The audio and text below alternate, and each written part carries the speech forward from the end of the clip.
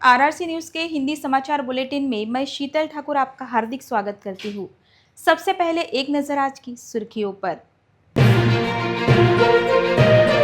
Headlines प्रस्तुत करता RRC broadband. महाराष्ट्रात कुठेही मिळणार नाही इतक्या कमी दरात high speed internet broadband connection.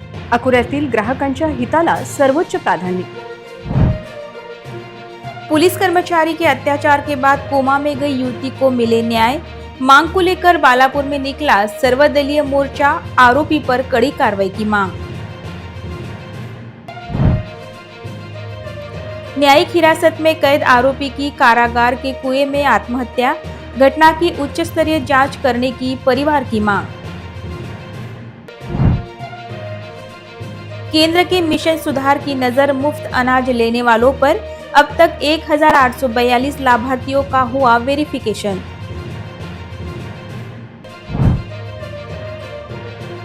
Ganesh उत्सव के लिए शहर में मूर्तिकार निर्माण कर रहे हैं गणेश जी की मूर्तियां। कच्चा माल महंगा होने के कारण इस वर्ष महंगी बिकेगी गणेश मूर्तियां।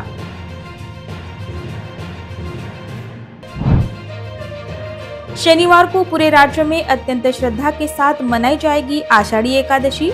आषाढ़ी एकादशी के लिए शहर के प्रतिम पंढरपुर माने जाने वाले विठ्ठल मंदिर में सभी तैयारियां पूरी। अब समाचार विस्तार से।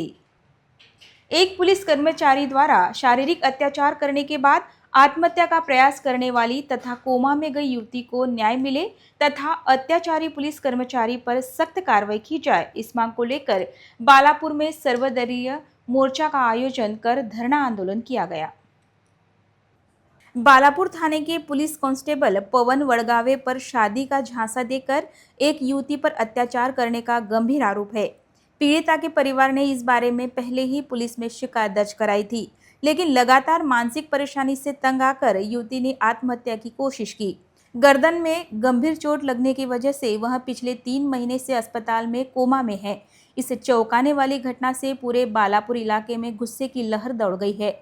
आज शुक्रवार को कई सामाजिक संगठन और नागरिक सब डिविजनल पुलिस ऑफिसर के ऑफिस के सामने इकट्ठा हुए और पीड़िता को तुरंत न्याय दिलाने और दोषी पुलिस अधिकारी के खिलाफ सख्त कानूनी कार्रवाई की मांग करते हुए जोरदार नारे लगाए।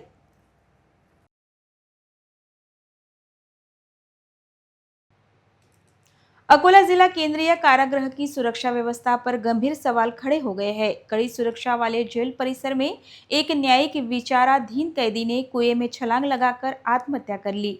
पत्नी की हत्या के आरोप में न्यायिक हिरासत में बंद इस कैदी के जेल परिसर में ही यह कदम उठाने से कारागृह प्रशासन की कार्यप्रणाली और सुरक्षा व्यवस्था पर सवाल उठने लगे हैं। मृतक की पहचान अमरावती जिले के हिंगणी गावणगांव निवासी अनिल ओमकार निंबोकार के रूप में हुई है। जानकारी के अनुसार अनिल ओमकार निंबोकार का विवाह लगभग 13 वर्ष पहले वृषाली से हुआ था। दंपति को 2 छोटे बच्चे हैं और परिवार 2 एकड़ कृषि भूमि पर निर्भर था। करीब 4 माह पहले घरेलू विवाद और चरित्र पर संदेह के चलते अनिल पर अपनी पत्नी की हत्या करने का आरोप लगा था। पुलिस ने उसे गिरफ्तार कर न्यायालय के आदेश पर अकोला के जिला केंद्रीय कारागृह में भेज दिया था, जहां वह न्यायिक हिरासत में था। गुरुवार दोपहर को वह जेल की सुरक्षा व्यवस्था को चकमा देकर जेल परिसर में कुएं तक पहुंच गया और उस पर लगा दी गई जाल को हटाने के बाद उसने छलांग लगा दी। घटना की जानकारी मिलते ही कारागार प्रशासन में हड़कंप मच गया। तत्काल बचाव अभियान चलाकर उसे बाहर निकाला गया, लेकिन उपचार के पहले ही उसकी मौत हो गई। इस घटना के बाद सबसे बड़ा सवाल यह उठ रहा है कि कड़ी सुरक्षा के बीच कैदी कुएं तक कैसे पहुंच गया और उस समय सुरक्षा कर्मचारी कहां तैनात थे। इस घटना ने जेल की सुरक्षा व्यवस्था पर सवालिया निशान लगा दिया है। घटना की जानकारी मिलते ही मृतक के परिजन जेल पहुंचे। उनका आरोप है कि कारागृह प्रशासन की लापरवाही और सुरक्षा में गंभीर चौक के कारण यह घटना हुई है। उन्होंने इस पूरे मामले की उच्च स्तरीय और निष्पक्ष जांच की मांग की है। माझा मुलगा जेलात होता अकोल्याला आणि तो कसा वारला काय वारला पोलिसांनी मला सांगावा। कोणीच नाही, आम्ही 4 जण असतात, 2 लेकरं 2 जण आम्ही। त्यानं बायको मारली म्हणून गेला आता हिंगणी गावणगाव। अंजनगाव. अंजनगाव तालुका जिल्हा अमरावती. हा, चौकशी झाली पाहिजे का? चौकशी करावा पोलिसांना. आगामी गणेश उत्सव को लेकर शहर में मूर्तिकार एक से बढ़कर एक सुंदर गणेश मूर्तियों के निर्माण में जुट गए हैं। इस वर्ष कच्चा माल महंगा होने के कारण पिछले वर्ष की तुलना में गणेश मूर्तियां भी 20 से 25% महंगी होगी, ऐसा विश्वास मूर्तिकार व्यक्त कर रहे हैं। इस वर्ष गणेश उत्सव को देखकर लोग काफी उत्साहित हैं और पहले की अपेक्षा ज्यादा संख्या में लोगों ने मूर्तियों के ऑर्डर दिए हैं। प्लास्टर ऑफ पेरिस की तुलना में इस वर्ष लोग शाड़ू मिट्टी से बने मूर्तियों की ज्यादा मांग कर रहे हैं, क्योंकि लोगों में भी पर्यावरण को लेकर जागृति निर्माण हो रही है।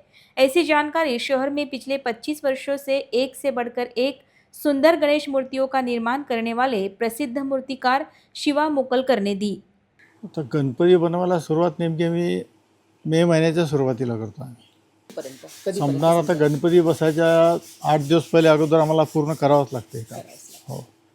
आणि मॉडेल वगैरे बनवायला आम्ही सगळं नवीन मॉडेल दरवर्षी तयार करतो आणि लोकांची मागणी नवीन नवीन पाहिजे असते तर नवीन देण्याचा आम्ही प्रयत्न करत असतो. गणेश उत्सव को लेकर विभिन्न क्षेत्रों में तैयारियां जारी है। 14 सितंबर से गणेश उत्सव शुरू हो रहा है। कच्चा सामान महंगा होने के कारण मूर्तियों की कीमतों में इस बार 20 से 25% की वृद्धि होगी, ऐसा विश्वास उन्होंने व्यक्त किया। जो मूर्ति पहले 5,000 रुपयों की थी, अब उसकी कीमत 6,000 के करीब होगी। अकोला शहर में ही नहीं बल्कि पास पड़ोस के जिलों से मूर्तिकार शिवा मोकलकर द्वारा निर्मित मूर्तियों की मांग काफी होती है। उनके कारखाने में गणेश मूर्तियां बनाने का काम 15 से 20 कारीगर करते हैं, जिसमें अधिकांश परप्रांतीय है।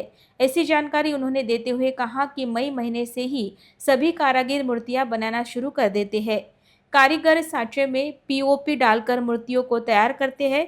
मूर्ति में इस्तेमाल होने वाला सामान काफ़ी महंगा हो गया है, जिसके कारण मूर्तियों के दाम में 20 से 25% की वृद्धि हुई है। अकोल्याचे सुप्रसिद्ध मूर्तिकार शिवा मोकलकर सर आता सध्या आपल्यासोबत आहेत. सर, काय वाटतं तुम्हाला की यावर्षी गणपतीची मागणी कशी असेल, मूर्तींची मागणी कशी असेल? यावर्षी शक्यतो गणपतीची मंडळांची जी मागणी असते ती मोठ्या मूर्त्यांकडे जास्त आहे. मंडळांचं असं म्हणायचं मोठ्यात मोठी मूर्ती आम्हाला करून द्या.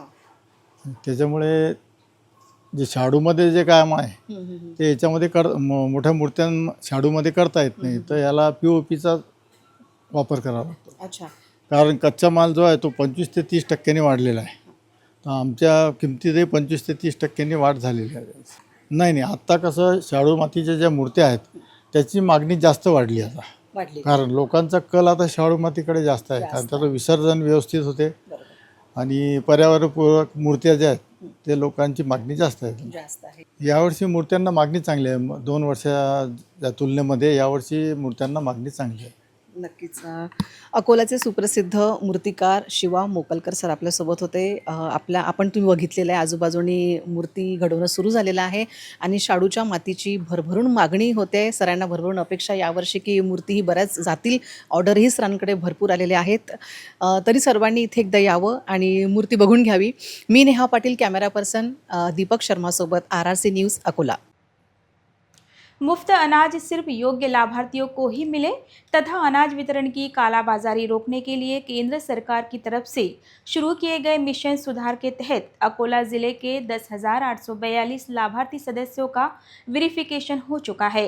अगली कार्रवाई में अयोग्य लाभार्थियों के फायदों को बाहर का रास्ता दिखाया जाएगा। राशन दुकान के अनाज की कालाबाजारी रोकने के लिए 10,842 अयोग्य लाभार्थियों का वेरिफिकेशन किया गया है। हालांकि उससे पहले वेरीफाई किए गए लोगों की राय सुनी जाएगी। राज्य में अंत्योदय और प्राथमिकता गुट के राशन कार्ड पर मुफ्त अनाज दिया जाता है। हालांकि इनमें से कुछ राशन कार्ड धारक इस योजना के लिए योग्य नहीं है। अच्छी इनकम, पेंशन और 4 पहिया गाड़ी होने के बावजूद कुछ परिवार मुफ्त अनाज योजना का फायदा उठा रहे हैं। अंत्योदय अन्न योजना के लाभार्थियों को हर महीने 35 किलो अनाज मिलता है, जबकि प्राथमिकता गुट के लाभार्थियों को हर महीने 5 किलो अनाज मिलता है। हालांकि अप्रैल 2026 से मिशन सुधार योजना शुरू की गई है, ताकि उन लाभार्थियों के राशन कार्ड को बाहर किया जा सके जो इस स्कीम के लिए पात्र नहीं है या जिनका 2 बार रजिस्ट्रेशन हो चुका है। इसमें राज्य के सभी जिलों को तालुका के हिसाब से ऐसे राशन कार्ड की लिस्ट भेजने और उन्हें वेरीफाई करने के लिए कहा गया है। इसके मुताबिक जिला वितरण अधिकारी कार्यालय द्वारा राशन कार्ड का वेरिफिकेशन चल रहा है। अब तक 10,842 लाभार्थियों को वेरीफाई किया जा चुका है। इसमें अकोला शहर के 3,632, अकोला ग्रामीण के 769, मूर्तिजापुर के 1,441, अकोट के 1,112, तेल्हारा के 914, पातुर के 1,142, पालापुर के 1,076 और बार्शी टाकली के 856 राशन कार्ड धारक शामिल है।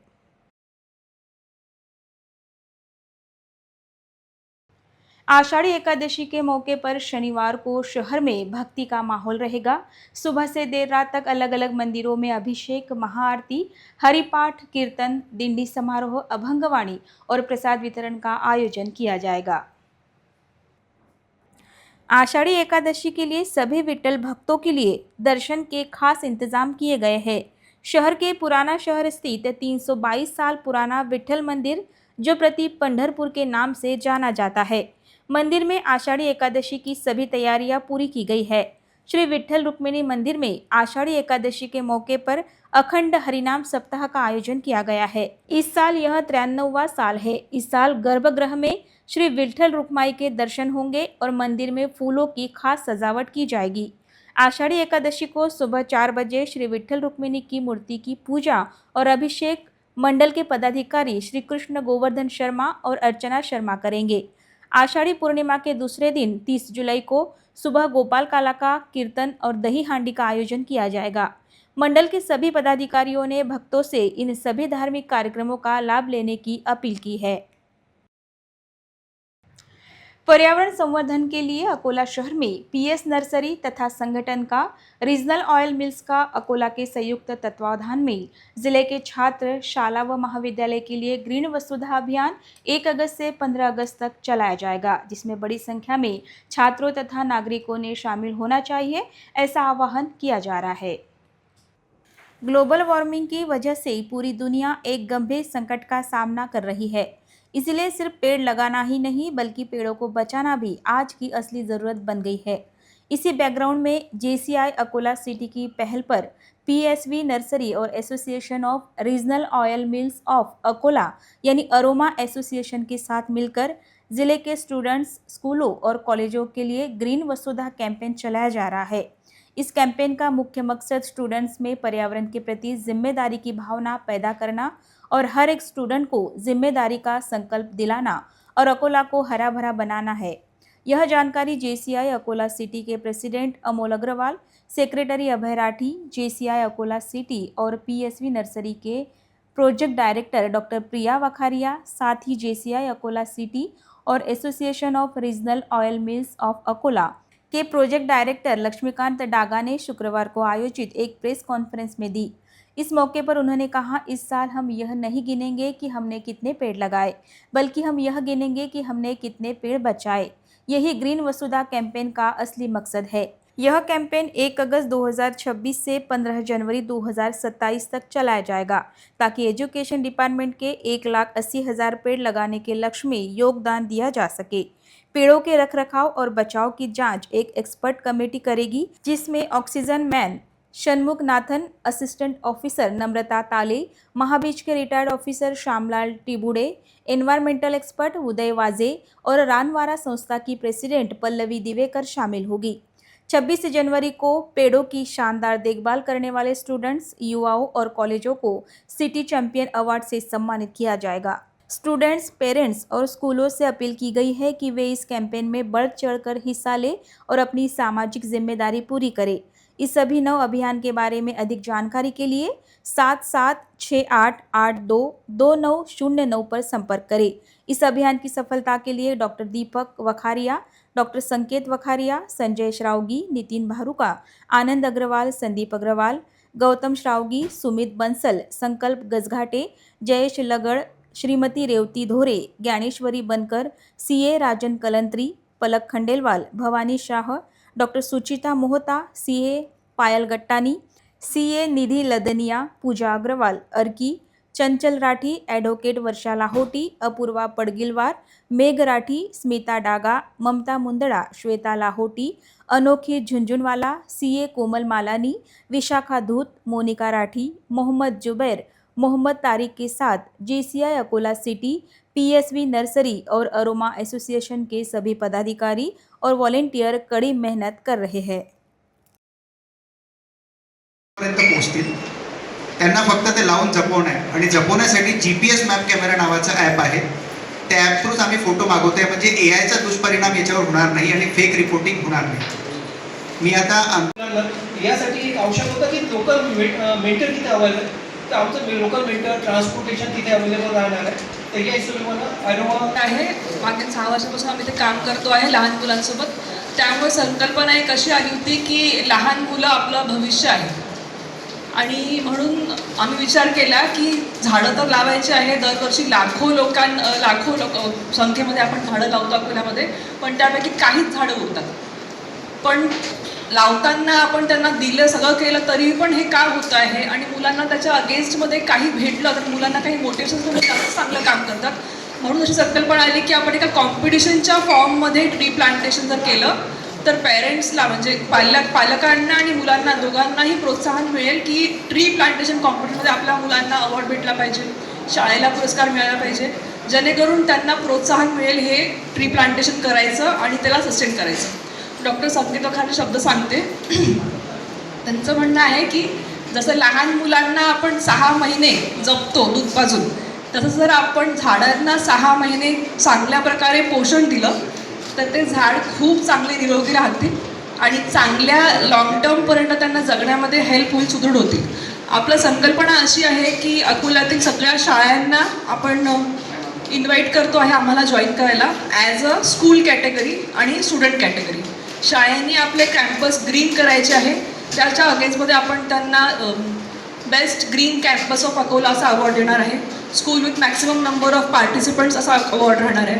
लहान मुलांना अवॉर्ड राहणार आहे ज्यांनी सगळ्यात जास्त प्रमाणात झाडं लावले, त्यांना मेंटेन केलं 6 महिने आणि त्या 6 महिन्यानंतर ते आपल्याला 6 महिन्यापर्यंत रेग्युलरली आपल्याला जर ते अपडेट देत राहिले तर असे आपण चांगले मुलं काढणार आहे त्या कॅटेगरीमधनं.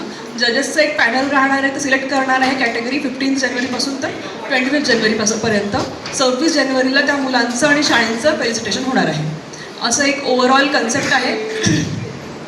आणि मुलांना झाडं नुसतं शाळेतच नाही लावायची आहे, तर आम्ही मुलांना शाळेतून झाडं घरी देणार आहे आणि ते झाडं त्यांना त्यांच्या घराच्या अंगणाच्या समोर किंवा त्यांचं प्लेग्राऊंड किंवा त्यांच्या जवळचं कुठलं मंदिर, कम्युनिटी स्पेस, ओपन स्पेस ज्याला कंपाऊंड असेल तिकडे जर ते हे झाडं लावतील आणि त्याचं जर पोषण करतील आणि 6 महिन्यापर्यंत आम्हाला फोटो पाठवतील तर झाडांचं जीवन चांगलं होईल आणि अकोला हिरवगार होईल.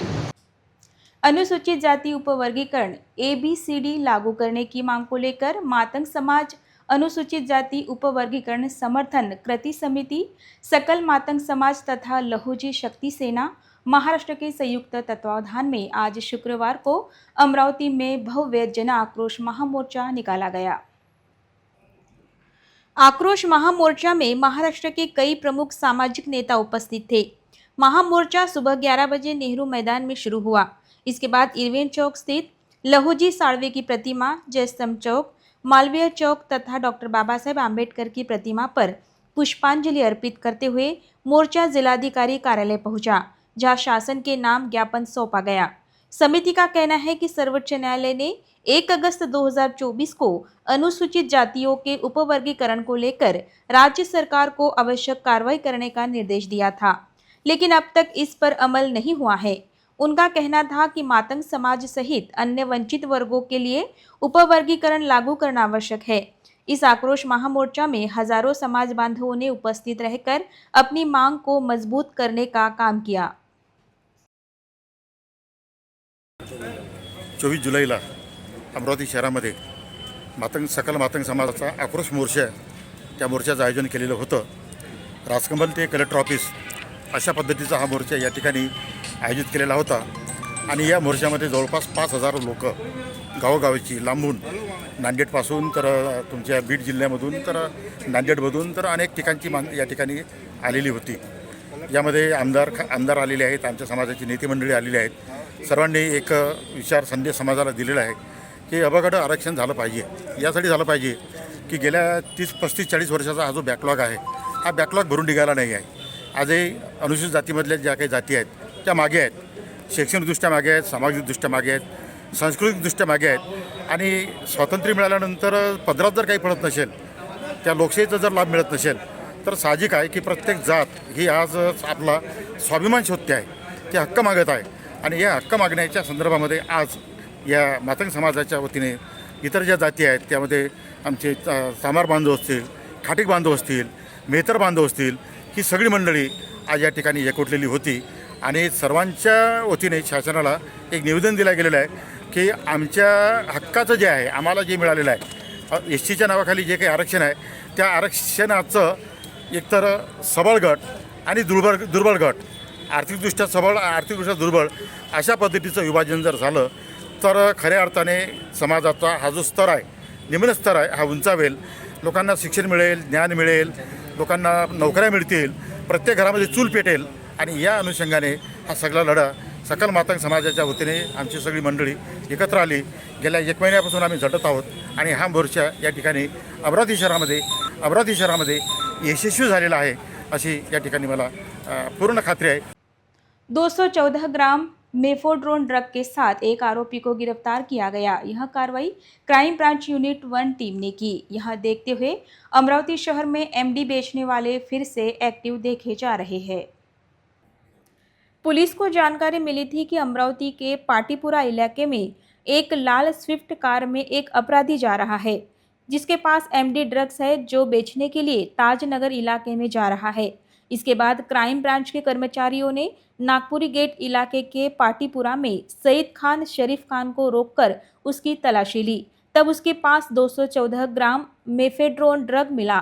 आरोपी ने ड्रग बेचने के लिए रखने की बात कबूल की, जिसके बाद उसे जब्त कर लिया गया। पुलिस स्टेशन नागपुरी गेट में एनडीपीएस एक्ट के तहत मामला दर्ज किया गया है। पुलिस ने ड्रग और एक गाड़ी समेत 50,99,000 रुपए का कीमती सामान जब्त किया है। सड़क दुर्घटनाओं में बढ़ती मौतों को देखते हुए अमरावती पुलिस आयुक्त राकेश ओला ने 24 जुलाई से शहर में 2 पहिया वाहन चालक के साथ पीछे बैठने वालों के लिए भी IASI मार्क हेलमेट अनिवार्य कर दिया है, जिसके चलते कार्रवाई से बचने के लिए नागरिक हेलमेट की खरीदी करते दिखाई दे रहे हैं।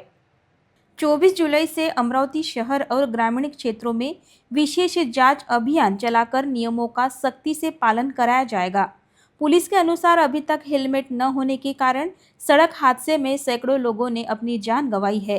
हेलमेट केवल चालान से बचने के लिए नहीं, बल्कि अपनी और अपने परिवार की सुरक्षा के लिए पहने तथा शुक्रवार से लागू होने वाले नियमों का जिम्मेदारी से पालन करें। नियम का उल्लंघन करने वालों पर जुर्माने के साथ बार बार नियम तोड़ने पर ड्राइविंग लाइसेंस 3 महीने के लिए निलंबित किया जाएगा।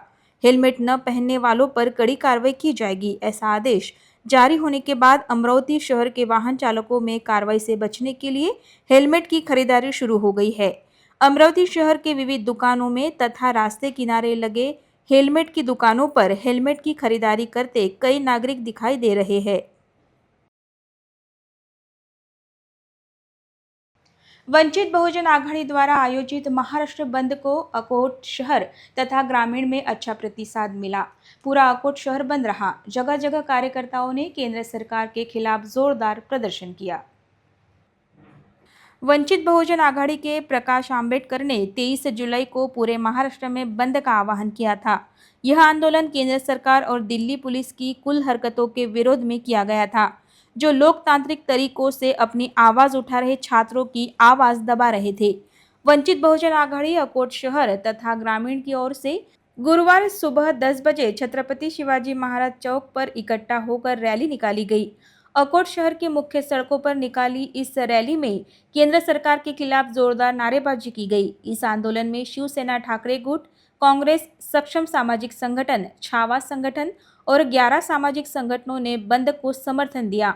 शहर के व्यापारियों ने भी अपनी दुकान बंद रख इस बंद का समर्थन किया। छात्रों की सुरक्षा को ध्यान में रखते हुए कई निजी स्कूलों और कॉलेज बंद रहे। इस विरोध प्रदर्शन के जरिए वंचित बहुजन आघाड़ी के पदाधिकारी व कार्यकर्ताओं ने चेतावनी दी है कि जो लोग छात्रों के शैक्षिक भविष्य के साथ खेल रहे हैं, और उन पर जबरदस्ती करने वाले तानाशाही रवैये को बर्दाश्त नहीं किया जाएगा। बंद के दौरान अकोट शहर पुलिस ने विरोध रैली में किसी भी तरह की अनुचित घटना या परेशानी को रोकने के लिए कड़े इंतजाम किए थे। इसके लिए उपविभागीय पुलिस अधिकारी निखिल पाटिल, अकोट शहर पुलिस स्टेशन के थानेदार किशोर जुनघरे और पुलिस कर्मचारियों के साथ साथ होमगार्ड के जवानों को भी तैनात किया गया था। यवतमाल में यूथ कांग्रेस का गुस्सा फूट पड़ा। आज यूथ कांग्रेस ने कांग्रेस नेता राहुल गांधी के खिलाफ कार्रवाई के विरोध में रास्ता रोको कर नीट एग्जाम पेपर लीक मामले की निष्पक्ष जांच की मांग की। यवतमाल दारवा रोड पर दरडा नाका पर जिला यूथ कांग्रेस की ओर से रास्ता रोको आंदोलन किया गया।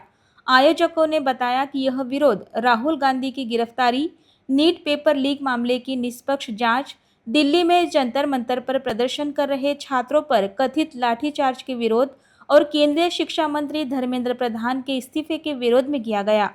जिला अध्यक्ष प्रमोद बागड़े के नेतृत्व में हुए विरोध प्रदर्शन में केंद्र सरकार के खिलाफ जोरदार नारे लगाए गए। आंदोलन के कारण कुछ देर ट्रैफिक बाधित रहने के बाद पुलिस ने स्थिति को काबू में किया।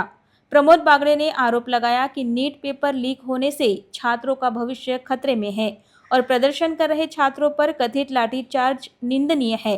उन्होंने यह भी मांग की है कि केंद्रीय शिक्षा मंत्री को इस मामले में नैतिक जिम्मेदारी लेनी चाहिए और इस्तीफा देना चाहिए। यवतमाल संवाददाता राहुल वासनिक की रिपोर्ट। पातुर शहर में अवैध रूप से कत्ल के लिए ले जा रहे 5 गोवंशों को पातुर पुलिस ने जीवन दान दिया। इस कार्रवाई में पुलिस ने 2 वाहनों के साथ कुल 9,45,000 का माल जब्त किया। प्रहार अंतर्गत की जा रही कार्रवाई के अंतर्गत पातुर पुलिस को मिली गुप्त जानकारी के आधार पर पातुर शहर में अवैध रूप से कत्ल के लिए ले जाए जा रहे 5 गोवंशों को छुड़ाया गया। पातुर शहर स्थित उर्दू स्कूल क्रमांक 2 परिसर में पुलिस द्वारा जाल बिछाकर यह कार्रवाई की गई। इस कार्रवाई में 2 वाहनों से कत्ल के उद्देश्य से बांधकर ले जाए जा रहे 5 गोवंशों को पुलिस ने छुड़ाया। इस कार्रवाई में एक बोलेरो पिकअप एवं एक टर्बो कंपनी के वाहन तथा 5 गोवंशों के साथ कुल 9,45,000 रुपए का माल जब्त किया गया है। इस मामले में 3 आरोपियों के खिलाफ महाराष्ट्र पशु संरक्षण अधिनियम की धारा के तहत मामला दर्ज किया गया है। आगे की जांच पुलिस उपनिरीक्षक सुहास गोसावी कर रहे हैं। अंत में एक नजर आज की सुर्खियों पर। हेडलाईन्स प्रस्तुत करता RRC ब्रॉडबँड. महाराष्ट्रात कुठेही मिळणार नाही इतक्या कमी दरात high speed internet broadband connection. अकोल्यातील ग्राहकांच्या हिताला सर्वोच्च प्राधान्य. पुलिस कर्मचारी के अत्याचार के बाद कोमा में गई युवती को मिले न्याय, मांग को लेकर बालापुर में निकला सर्वदलीय मोर्चा, आरोपी पर कड़ी कार्रवाई की मांग। न्यायिक हिरासत में कैद आरोपी की कारागार के कुएं में आत्महत्या, घटना की उच्च स्तरीय जांच करने की परिवार की मांग। केंद्र के मिशन सुधार की नजर मुफ्त अनाज लेने वालों पर, अब तक 1,842 लाभार्थियों का हुआ वेरिफिकेशन।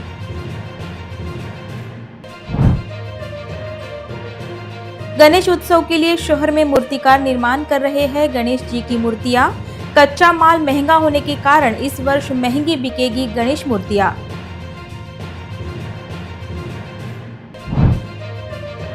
शनिवार को पूरे राज्य में अत्यंत श्रद्धा के साथ मनाई जाएगी आषाढ़ी एकादशी। आषाढ़ी एकादशी के लिए शहर के प्रतिम पंढरपुर माने जाने वाले विठ्ठल मंदिर में सभी तैयारियां पूरी। समाचार के लिए देखते रहिए RRC न्यूज़। जिन दर्शकों ने अभी तक RRC का YouTube चैनल सब्सक्राइब नहीं किया, उन्होंने वह सब्सक्राइब करना चाहिए। फिर मिलते हैं शहर की ताज़ा जानकारी और महत्वपूर्ण घटनाओं के साथ। नमस्कार।